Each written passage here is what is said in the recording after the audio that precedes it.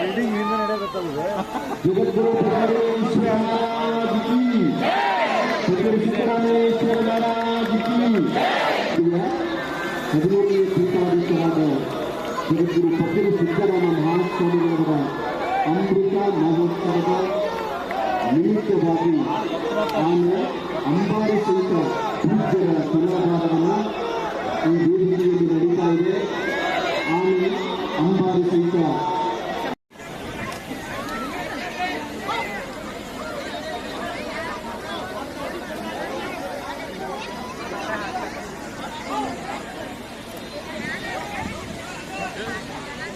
ಬಸವೇಶ್ವರ ಮಠದ ಸಮಸ್ತ ಸಂಪರ್ಕರು ಸೇರಿ ಪರಮ